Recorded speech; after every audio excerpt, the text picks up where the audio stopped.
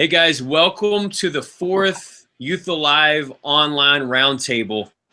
Coming to you in a new school year, 2016-2017 school year.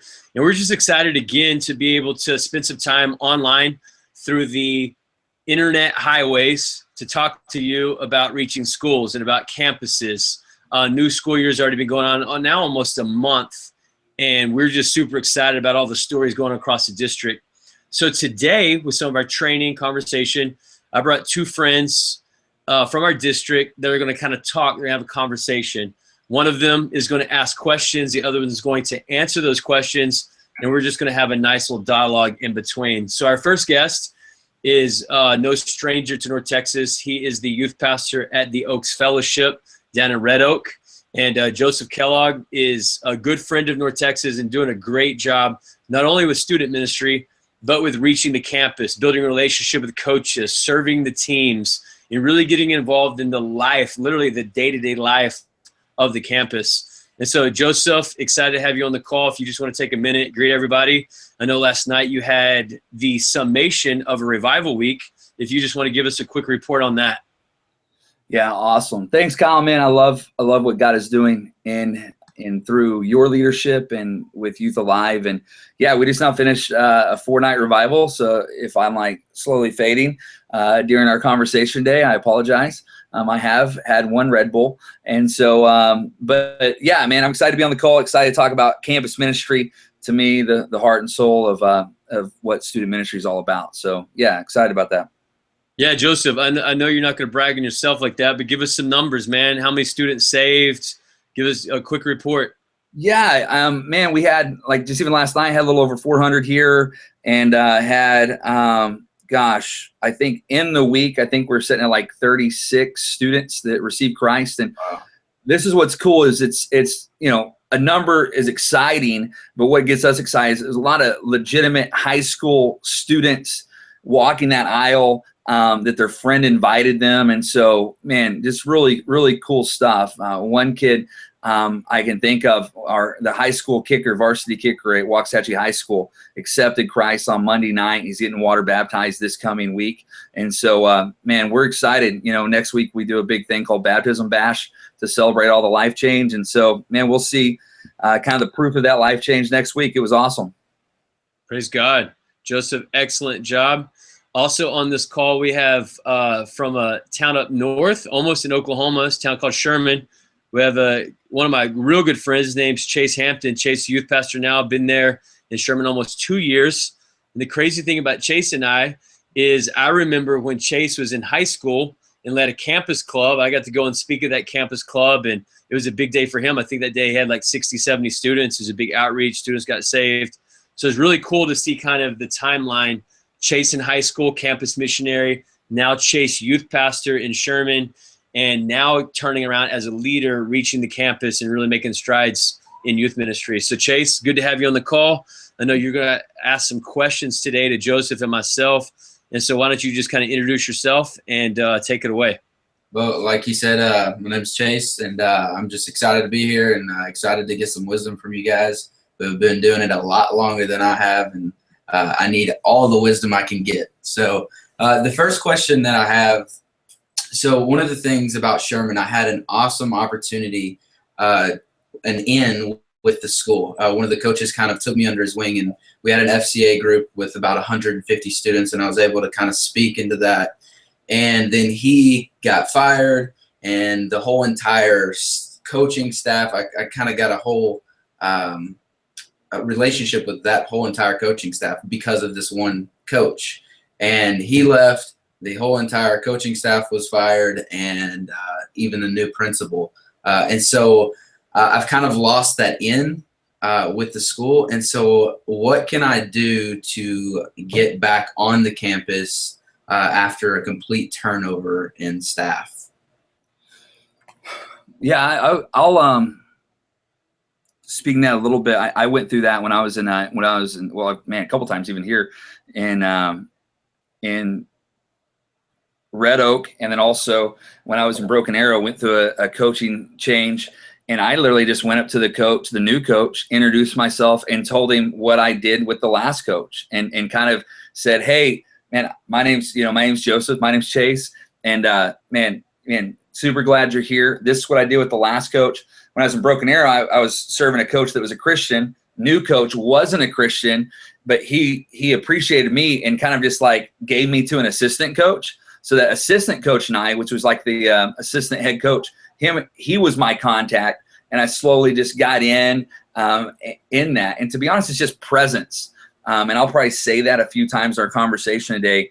It's hey, it's a new guy, but I'm still here to serve, but I am here to serve that guy. I think about it as a youth pastor. I don't serve the church, I serve my pastor. And so in the same way, hey, the coach left, you got to step back in there and kind of meet the coach, tell him what you did and offer your service. Hey, this is what I did for the last guy. Man, I'd love to do the same thing, but if you want me to do something else, I'm just here to serve you. So I think it's just, figuring out a way to connect with them. Email is an easy way. But for me, especially since you are familiar with the school, man, figuring out a way to go up there and meet him and talk to him and man, really just introduce yourself. And again, it's that relationship is what's going to keep you in the door. But yeah, that's just a couple of things I can think of. But it's a hard thing. I went through the same thing here and here at the Oaks in Waxahachie. They had a complete coaching change, but the relationship I had with one of the assistant coaches, he became the athletic director. So I still had somewhat relationship. And so that's why it's even important to get to know not just the coach, but the principals, things like that. So that even though the coach changes, they can go, dude, Chase is my guy, and when they're introducing you to the new coach, like all of us are like that. When, hey, and Kyle introduced you to me. Well, I like Kyle. And so, man, that means I'm going to like Chase. It's like that whole thing is the same. So I think a lot of times guys focusing on that sports team, they probably need to broaden their relationship scope and start connecting with everybody. For years after football games, when I was in Broken Arrow, I would always find the head principal, say, hey, remember me? This is my name. His name was Mr. Armstrong. And slowly him and I started building relationships. Then he would come to me. And then the next thing you know, I'm up there hanging out to school with him. And so it's going, even I have to keep introducing myself over and over again. They're going to see this he's kind of persistent. He's around. He must care. And so I think that's a few of the ways for me to kind of bridge that gap between the old guy and the new guy. That's good, Joseph. I want to add just a couple of things here. I think, Chase, you don't see this as much as like someone like Joseph and I would. We've been in youth ministry a long time, and you understand that with anything, change is inevitable. Yeah. And so principals are like pastors. They seem to change every 3 or 4 months, and youth pastors even more. And so you get used to one principal, one coach, one teacher, and man, 2 to 3 years, they're gone. And so what we have to realize is whether it's with our junior high students, high school students, teachers, or even our pastors, change is inevitable. So in the background, we've got to be mindful that they may not be there much longer. So we have to build those relationships like Joseph's talking about to create that foundation across the board, not just with one person. And in that, when that change comes, that turnover comes, we then have to be patient. You got to be patient working with new principal, new coaches, all that kind of stuff. Patience, patience, patience. And then I'm going to throw this in there. Through patience, meals, lunches, gift cards, buying your way into that relationship goes a long way. Yeah. So if you can somehow get in and take them to lunch, bring them lunch, get them a Starbucks gift card, whatever it is, that's going to help expedite that process of building that new relationship with those new people. Yeah. That make sense? Yeah, totally. Good. Next question. Awesome. So the second question I have is kind of how you guys were talking about being there, being a presence. I totally agree with that 100%. And one of the problems that I've had, and you guys probably have too, is I've sent emails to the head coach and to the other coaches that are on the team, and then also sent them to the principal, the new principal, trying to set up a meeting. Just to kind of talk with them and say, hey, this is who I am. Well, I've also went up to the school, and the gatekeeper, I heard Seth Wolverton say this, the gatekeeper, the woman at the front, the receptionist or whatever, the secretary, she tells me, okay, he's in his office. Well, I go to his office and he's not there. And so it's like this cat and mouse type thing. And so I'm always chasing him, trying to find him. And I haven't been able to for the 3 or 4 times that I've been up at the school. it's been like a waste of an hour. I say a waste of an hour. It's not a waste to go up there, but it's been a waste of an hour to just chase around a principal and not be able to get a hold of him. So how do I gain a relationship with a busy principal and coaching staff? How is that possible when they're not there or available, I guess? Does that make any sense? Yeah. Okay. Yeah, I would say, I love what Kyle said of just about being patience and your persistence. I would say, like, for me, there's certain people I just don't reply back to emails right away because I don't know who they are. And so relationship takes time. And that's where I was saying, if you can figure out ways to find him, but also people know if they want to really, really get to me, or there's information that they might want that I might not have the time to get to them yet, they'll go through another one of my staff guys and build that relationship. So if it's an assistant coach, or if it's that admin, it's you helping them go, hey, when is there a time? And you go up to the front desk, and again, it's in transit. You're on your way to school, or you're on your way to work, or you're out at lunch. You stop by the school and just say, hey, my name's Chase. Man, I'd love to set up a meeting with Mr. Principal. Can you tell me the best time it is? Can you put it on his calendar? I just need 15 minutes with him. And it's like figuring out that. For me, that's my first way was I knew who the principal was, and I found myself connecting to him anytime I saw him, at campus things. And so it's that kind of that persistence. And coaches, like I'm talking about Coach Kit here in Waxahachie, that dude's busy. He might take time once a week to even look at his emails. Yeah. Their mornings start early, their evenings are late, and in somewhere in there they have to spend time with their family. And so it's figuring out ways. What I've learned, early morning, if I can get there before they start practice, I have to make some sacrifices to my sleep to find time to land in their world. And so I would just figure out ways to just maneuver and show up. But that gatekeeper is important too. If that gatekeeper loves you, I always say lunch ladies and facility people are like the people you need to be friends with. But it's like, man, if they're like, dude, they'll tell them, hey, Mr. Principal, you need to meet with Chase. He's the sweetest guy. He's the nicest guy. He brought me a Sonic drink. He gave me coffee. And then you to have that 15 minutes with that principal. And if principals have been doing it for a long time, they've had conversations with that youth pastor. And so there's some of them that are reserved because of past experiences. But if you can get in there and break down those walls and say, hey, I'm here just to serve you. How can I serve you? And build that relationship. I think that's a big deal. Yeah, it's good. That's good, Joseph. And I just two quick things, Chase.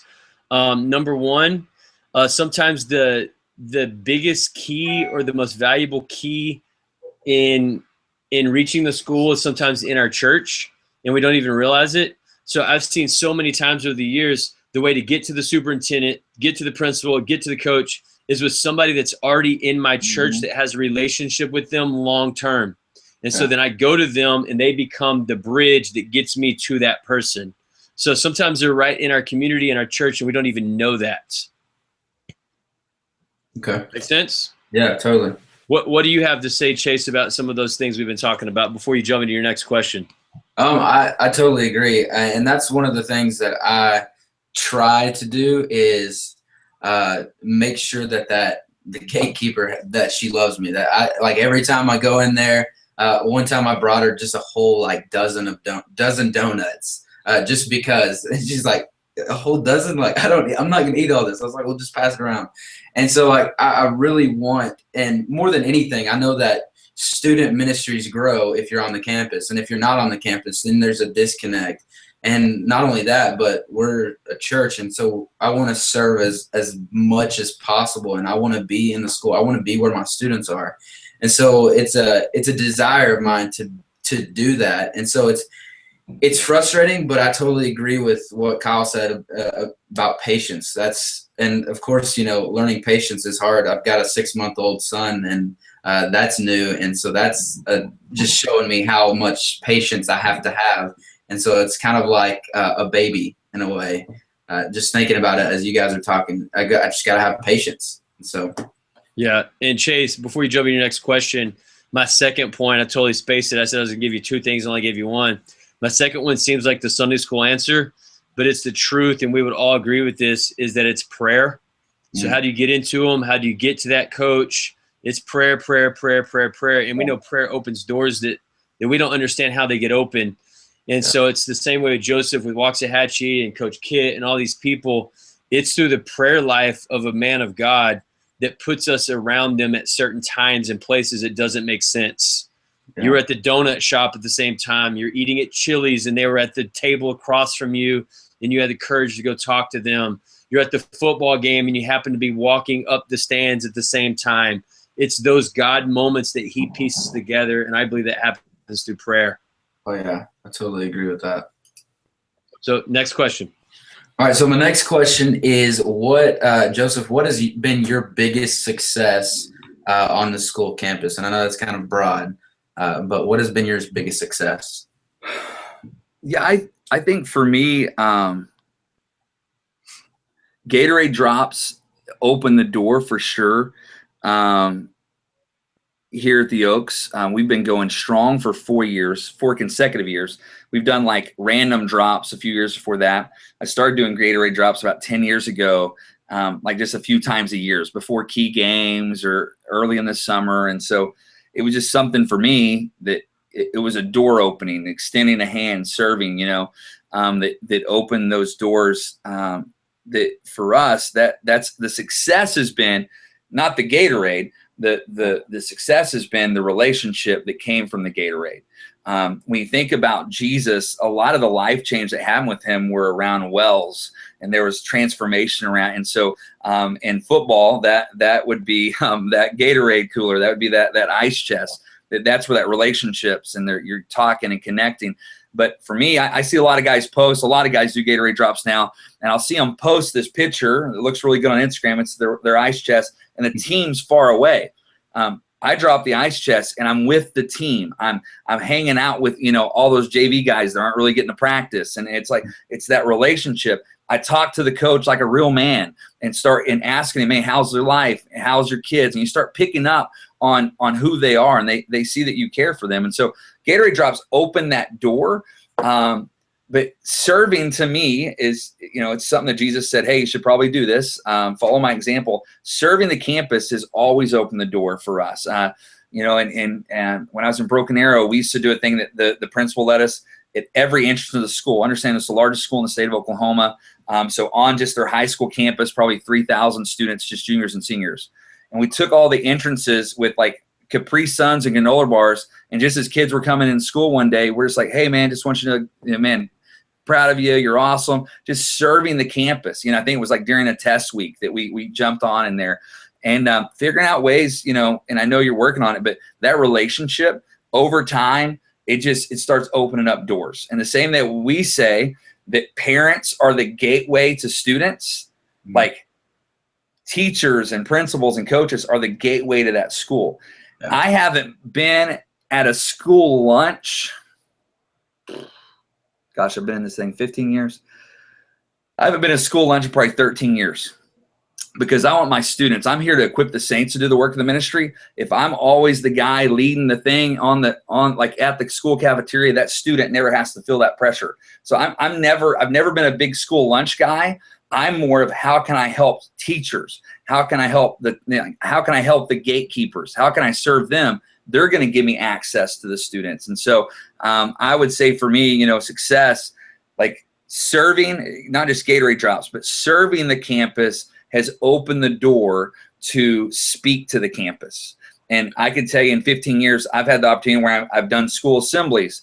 I've spoke at many baccalaureates. I've, spoken in locker rooms and classrooms. So serving opens the door to speaking, and ultimately speaking is just that you're getting to be a mouthpiece for God and love students in that context. And so that's the biggest way, figuring out ways. I'm talking one time I bought the book Uncommon for every head coach in our school system when I was in Tulsa. I brought it to the principal and said, hey, I want to bless all the coaches with this book. He said, hey, I gave him the box. He said, hey, how about you speak to him? He set up 2 days later, every head coach, every influencer. I got to get up and talk about how coaching makes such an impact, that a coach spends more time with students than anyone. And I just want to give you this book and say thank you on behalf of our church for what you do in the trenches of a kid's life. And so I'm constantly thinking, how can I serve? How can I serve? And serving then opens up more doors. Like right now at Waxahachie, every Tuesday, I have leaders that all they do is open the doors and welcome people to school at the high school, because we had served and they said, hey, could you guys, so it's us and a few other churches, that we have youth leaders opening the doors, literally standing at the front doors of the school, just saying, hey, hope you have a good day at school, you know, like we're church greeters, but we're school greeters. Because again, we've served, and that built trust for us to do more. And we weren't in there for our gain. We're in there to help them. And they can see through it. In the same way a student can spot a fake, a teacher and a principal and a coach can spot a fake. And so, man, if you can be real and serve them with a genuine heart, the opportunities are going to come. That's good. Hey, I know I'm kind of jumping into your next question there, Chase, but Joseph, Chase is going to ask about how you do the Gatorade drops and how you, like, basically the details of how that happens. I want to give a little in-between question here before you go to that. Everyone thinks you're at the Oaks, you're a big church, these big churches, they got all the money in the world, and they can do all this stuff. When you're talking about serving the school, buying the books, doing the Gatorade drops, all those things, that requires money. I know you guys, I know you operate differently and you don't have money growing on trees down there in Red Oak. How do you make the money element work in regards to reaching the school? Yeah, I think there's a few things. I think for us, we do have a budget, but you have to put that in your budget, and what you budget's what you value. And so we do budget that. Gatorade's actually not that expensive when you really look at it. So we do budget that, and that helps us. But I'll tell you, over the years, and we still do it, I have a few donors that sponsor thousands of dollars for kids to go to camp. It's having those conversations with those guys and saying, hey, this is why this is important. You know, I could see a donor going, hey, man, we're going to wear these shirts that say Gatorade Drop. Can we put your business on the back of it? And would you help us, you know, sponsor some Gatorades? Yeah, awesome. Even right now, we have another church that in Midlothian that saw what we were doing. They jumped on to do Gatorade drops. So we actually are splitting the cost with them. But both youth pastors, or I say youth pastors, youth leaders, their youth pastor, our youth leaders are showing up on the campus. So that's helping supplement some of that money. And so anything with money, there has to be planning involved. You can't have the wild idea. Like for right now, for us, our budget's due the 1st of October for 2017. So I'd be praying, God, what are you speaking to us about 2017? What do we really want to value and put money in? And again, I was in a church that we only got $1,000 a month. But you know what? I could raise up offerings. What if you even went to your students and said, hey, guys, we believe that Gatorades is going to cost us $800 to bless these schools with Gatorades every week. Man, these are your friends. These are that we're trying to reach, and take up an offering in your student ministry for those Gatorades. So there's a lot of ways, but it comes back to planning. This is our vision. Talking to people. I'm talking through the years. Back in the day, I used to hate asking for money, until I had a pastor friend of mine say, you know what? You wouldn't hate asking for someone to play guitar if you knew they had a gift to play guitar. People have the gift to give, but if you never ask them, they're not going to give. And so literally I have donors. I have one donor that literally sets up reoccurring money for camp scholarships. He doesn't even attend our church anymore, but he sent us money. But I literally drove to his corporate office in Dallas, sat down with him for an hour, passionately explaining to him why camp matters. And this guy literally gives $750 a month to our church just for Gatorade drops. And he doesn't even attend our church anymore. And so it's that kind of stuff. If the vision compels you enough, you'll figure out ways to connect to people and find those relationships to do that.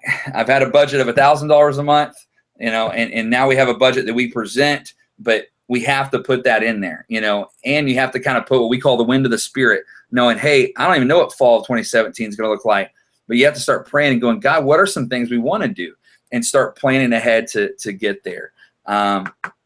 I think those are some of the ways. There's some great, you know, a lot of schools have booster clubs. A lot of schools are doing some stuff. So you don't want to compete with them. It's more of you figuring out ways to come alongside and figure out how to you know, get those funds in there to do that. And this is the thing.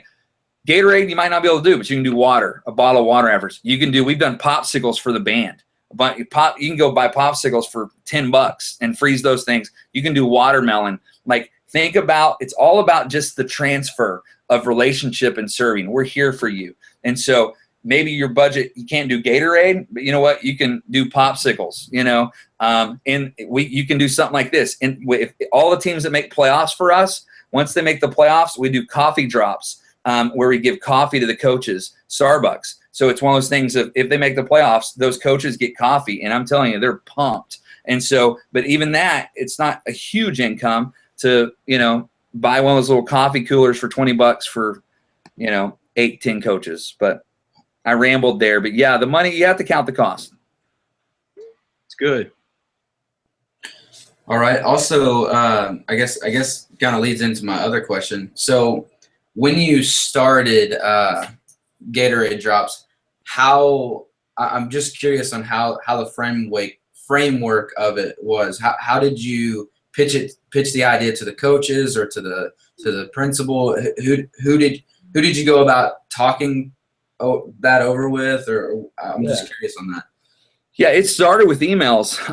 You know, I would get the email from you know, from the school website of the head coach or the AD, and if I could get both those, I would send an email to both of them, introduce myself. Hey, my name is Pastor Joseph. I'm the student pastor at the Oaks. Man, just wanted to come alongside you and serve you in some way. We thought one of the easiest ways to do that is just, man, hook your guys up with Gatorade after practice once a week. If you'd like us to do that, we'd love to. Give us these few things. What day works best for you, what time, and what day, what time, and how many students do you have? Every one of those guys are so pumped. For me, I've never had a coach like, oh, man, bad idea. They're blown away that someone's going to take the time to do that because, you know, certain size schools, they don't have that income. And so I've had guys say, yeah. And so sometimes I'll just reply back, awesome. This time. And we just show up. And so we show up, and then that's when I get to shake the coach's hand. One of two things. That coach will then become my contact, and I'll even say, hey, can I get your number, coach, so that you know, I can text you if something changes for us, or you can let me know if you guys change practice. Yeah, that's awesome. Get his number. Or they'll say, hey, why don't you, you know, talk to, you know, we have a guy in DeSoto. It's Coach Jeff Wigginton. He'll say, hey, you know, Jeff's going to handle this for me. And I get Jeff's phone number. And so that's kind of the entry point of introduction. So we start with email. And then from there, they, you know, again, I haven't ever had a closed door on that because they're just blown away. They're getting something for free. Yeah. A lot of everybody loves free. And so, but then me going out and meeting the coach and us like high-fiving those players and getting it. Most coaches on the first week, almost every team, most coaches for the first week always let me come out and just say what's up to the players. Only do it the first week, but it's their way to go, hey, I just want you guys to meet Joseph. Man, I'm thankful for the Oaks being here. And literally that's it, man. We do Gatorades through the rest of the year. And so that the entry phase, we start with emails. But if you could, it's starting ahead of time. We do that. Just give you a timeline. I'm thinking about questions I would ask is do that in the spring. Don't wait when like football season is their busiest season. Yeah. So that'd be like trying to get a hold of me in the summer. Man, I'm going places. I'm at camps. I'm at mission trips. Like it's going to be so hard for me to reply back to you, and it wouldn't seem urgent. But in the spring, those guys their schedule's different. So sending that in the spring, that's a game changer. And even ask, hey man, love to connect with you. Finding them in the right season and then leading up to the football season, that, you know, that's a big deal. And so we even will actually hit Gatorade. Usually we start the week of football season. Some teams will start that pre-week before football season.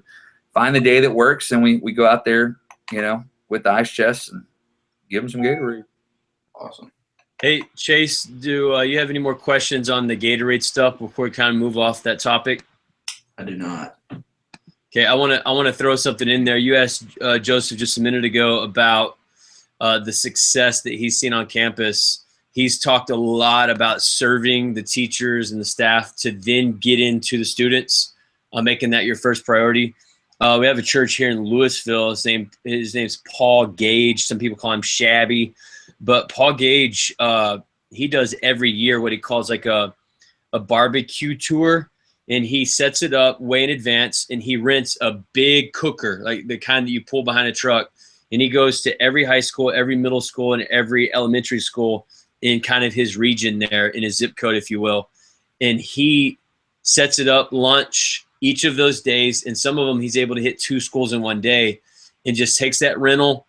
And it's real simple. He just goes to Sam's and get hot dogs and hamburgers and feeds the teachers. And out of that, the conversations that flow, the connections that come, he doesn't ever talk to a student, but through 250 teachers coming out of that high school on rotating basis, A lunch, B lunch, C lunch, dude, it's jackpot.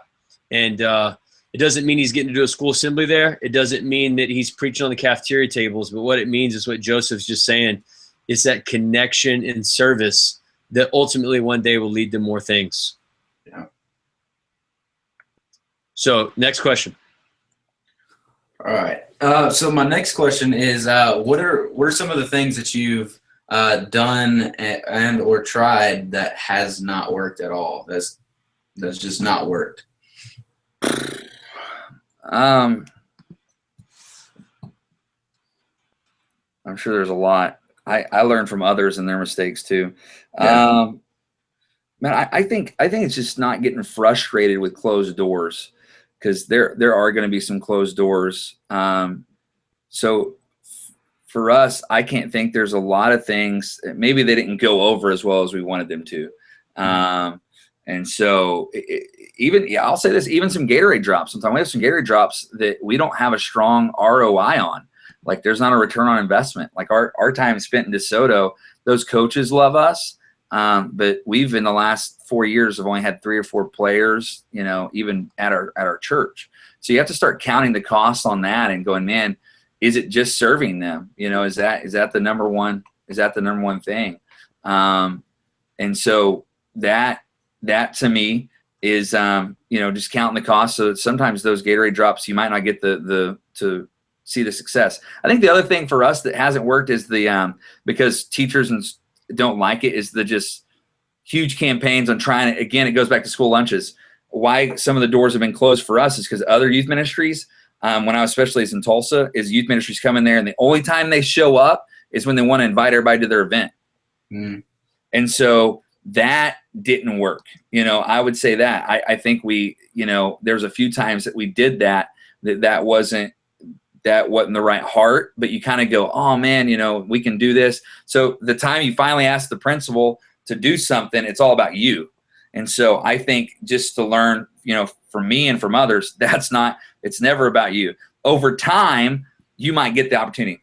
Broken Arrow, we did a school assembly there. We're the first school assembly in 20 years. One of the assistant coaches or assistant principals who wasn't a believer was so frustrated that we even got to do this thing.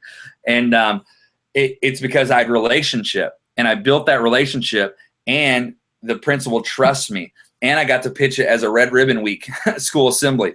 And so it was one of those things that, because of that relationship, it opened that door. If I would have went in there year one and said, hey, what can you get for me? What you can't, that's the wrong thing.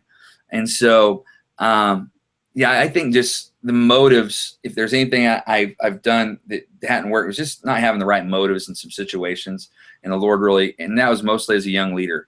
I wanted to get on campus because I was wanting to reach students, but it was all about me, how to build my thing, instead of wanting to get on campus to serve them, because knowing that the teachers and the principals are in the trenches and the coaches to serve them. And over time, they're going to want to serve me. They're going to want to give back to what we're doing. And if they never do, man, they're just going to know at the end of the day that a church in that town loved them and cared for them, and hopefully changed their perspective of what church is all about. But there's lots of stuff that we've tried. We do a thing called water strikes. We will do those to push events, but even this is what we do. We talk to the principal, or we talk to even the superintendent of schools, and we will set up water stations on the other side of the school, on the sidewalks of middle schools and high schools, and we stand there with water, and then we invite them. So for our all-nighter, we would literally have water strikes, but we got permission. We weren't on campus. We were across the street, handing kids water, handing them invite cards. So we did do invite cards, and we did do kind of that, hey, it's about our event, but it wasn't on the property of the school, but we got the school's permission to at least be across the street and serve in that way. And so that was something practical that we did to go to solve that solution. Hey, here's an idea, but let's not get it where the school gets in trouble or we get in trouble. And so because we wanted to invite kids, but we didn't feel like it was necessary to do that. But we have guys that have literally went to campuses and they help clean up the lunchroom tables afterwards. We have a couple of guys that are strong in the Bible clubs and help assist some of those Bible clubs, some of our volunteers. It's the whole thing, get in where you fit in. And so for me, that's always been football mostly. But for some people, it's, man, when we've done a few things, popsicle drops for the bands freak out. Because those kids are the ones that are actually going to grow your youth ministry, because football players are so busy, or baseball or whatever. And I think the other thing too, and I'm kind of going off on more of like things to do, is figuring out even some sports that no one's tapping into. Basketball, you get to have more of an intimate relationship. Baseball, like figuring out ways to serve some of those sports teams. It's a big deal. Yeah, Chase, let me answer your question a little bit, and I agree 100% with Joseph. Good stuff on his end. I would say the majority of what you're going to do on campus is going to be a success.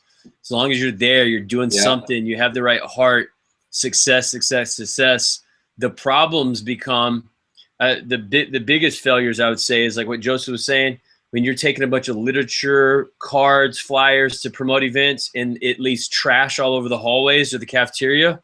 Yeah. You're in big trouble, and that could close a door for future youth pastors way beyond you. Number two, you go on the campus and you do something stupid, like moral failures, say something stupid.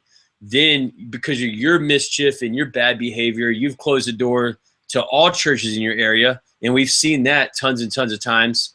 And then third, probably the biggest mistake youth pastors make is when they show up in August and September when school's really hot and it's really sexy to come in and reach the school, but they're still not, or they still don't show up in October, November, December, or God forbid, April or May. What we've been saying through this whole call, 45 minutes now, is consistency. And in my opinion, when a youth pastor shows up the first month and doesn't show up any following, that's failure. Yeah.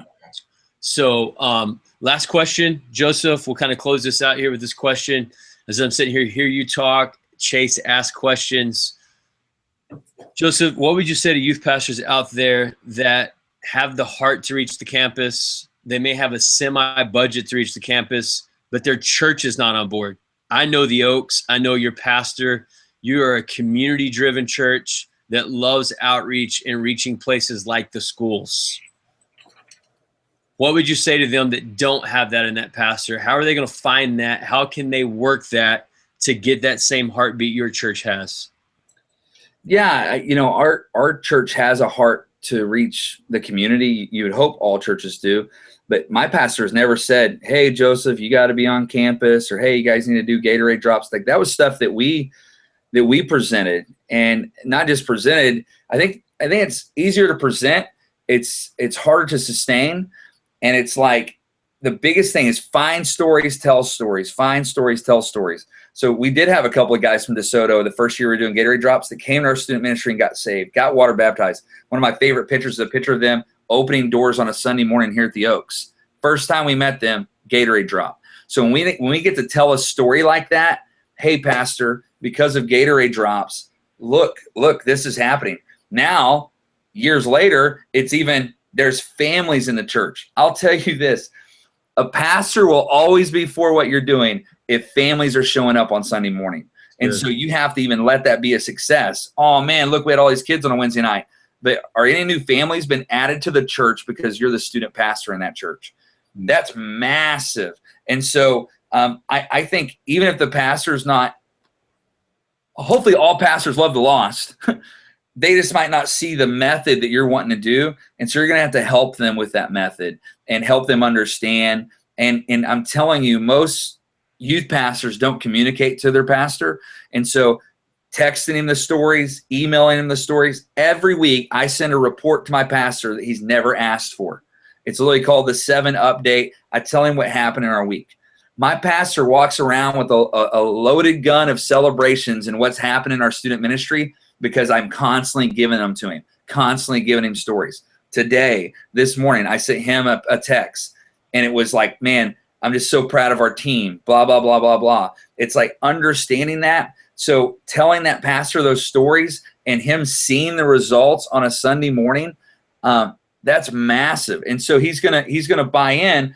But I think in the same way Kyle was saying about the principal, you're going to have to be patient, and you might have to do smaller things and not as big. And there's some things that I do that's not like tomorrow's my day off, and I will spend, gosh, 8, 9 hours on campus, and it's my day off. And so it's one of those things that it's that kind of resolve that over time your pastor is going to see that and hopefully bless it, as a result of that. But I think the biggest thing is youth pastors don't communicate that. So it's telling your pastor, hey, this is our heart, this is what we want to do. And if it's reaching people and it doesn't cost a lot of money, there's something that we do here. It's called the B3. I've taught about this a few times in different structures and different opportunities, different settings. I mean, the B3 is this. What are the benefits? So let's do Gatorade drops. What are the benefits of us doing Gatorade drops? So you let your pastor know the benefits of doing a Gatorade drop. We get literally hand-on contact with students. If we're going to be good shepherds, we need to smell like sheep. We are going to be right there with the sheep. We get to do that.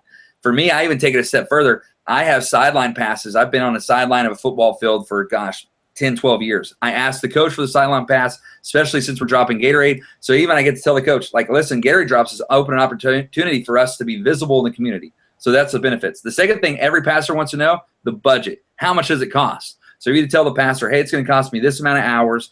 It's going to cost us $500, and we have it in our budget, or I'm going to raise it. Like, this is how much it's going to cost. The last B is the back-off plan. So, pastor, we've already talked to the coaches. We start this in August. It goes through November. And he knows, oh, this guy has a plan. So when you walk to your pastor or your board and say, here's the benefit of us doing Gatorade drops. This is the budget. This is how much it costs. And here's the back-off plan. 9 out of 10 times the pastor's going to go, yo, it looks like you've thought this thing out. Let's do it. A lot of pastors don't help the student move forward because they're so unaware and they feel like the youth pastor pulled the idea, out of a hat 3 minutes before the conversation. And so I think more conversation early and then celebrating along the way with that pastor, massive opportunity. So it's crazy. And communication is the key to that. And over time and celebrating those wins with your pastor. And man, those are some of the things I can think of. Again, same thing when I was in Tulsa, no one said, go be on campus. That was my heart to be on campus. And then over time, I got to celebrate with my pastor what was happening on campus. And so hopefully that helps some. I got a little bit on a rant there too. That's good. Hey, Joseph, thanks for your time today. We're kind of at the end of our call here. Chase, thanks for your time. Chase, if you would just real quick, as we kind of conclude, would you just say a quick 30-second prayer for all these guys that they're watching? I'm sure probably like 1.1 million people following us and watching right now. But you say a prayer for them. Their heart is to reach the campus, and we're sharing details, a lot of wisdom from Joseph today. And would you just pray that they would have success and find it quickly on the campus? Yeah, sure. God, I thank you so much for everyone that's been watching and the wisdom that Joseph has given us today, Lord. I just pray right now that the doors that may have been closed, God, that you would reopen them. God, I know that you make a way when there is no way. And so, God, I pray right now that each and every youth pastor that longs and desires to be on the campus, God, that they would have opportunities, they would have relationships, God, that they would have doors open that are so unexpected, and it can only be shown because it's you, God. And so we thank you for that. And I just pray right now a blessing over their life and over their ministry, and God, that they would just have influence in that school. And God, we thank you for that, and we thank you for this call, and just bless these youth pastors in Jesus' name. Amen. Amen. Hey, guys, thanks for watching. Appreciate it. Check with us back in November for our 5th edition of Online Roundtables. We're going offline now.